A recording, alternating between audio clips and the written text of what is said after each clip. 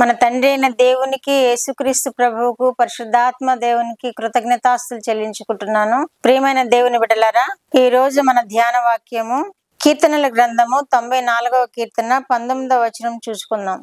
నా అంతరంగమందు విచారములు హెచ్చగా నీ గొప్ప ఆదరణ నా ప్రాణమునకు నెమ్మది కలుగ చేయుచున్నది.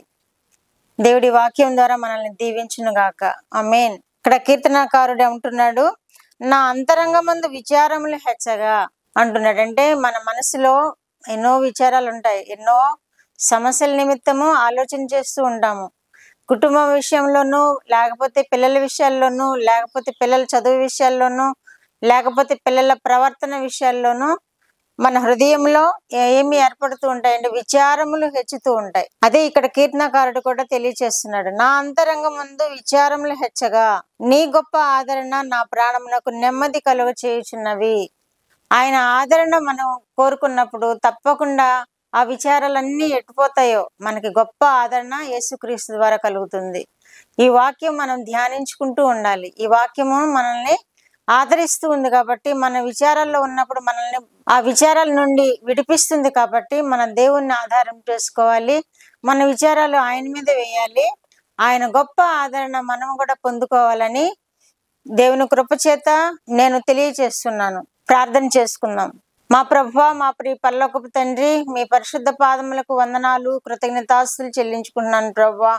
మా రక్షకుడు అయిన యేసుక్రీస్తు దేవా, మీకు వందనాలు, స్తోత్రాలు ప్రభువా. పరిశుద్ధాత్మ దేవా, మీకు వందనాలు, స్తోత్రాలు ప్రభువా. ఈ దినమందు మీరు మాకు ఇచ్చిన ధ్యాన వాక్యము కొరకు మీకు వందనాలు, స్తోత్రాలు ప్రభువా.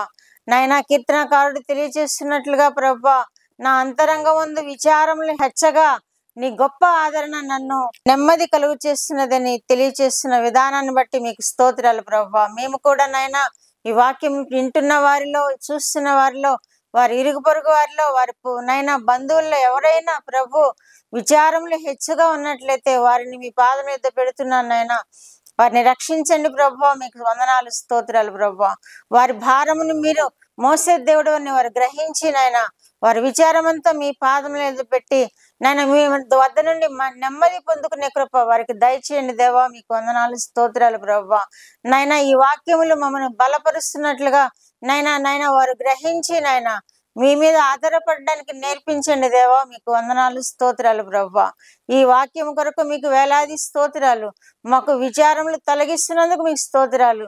నెమ్మదితో నింపుతున్నందుకు మీకు వందనాలు, స్తోత్రాలు చెల్లించుకుంటూ యేసుక్రీస్తు వారి పేరిట ఈ మనవులు మీ పాదముల యొద్ద వేడుకుంటున్నాను పరమ తండ్రి. ఆమేన్.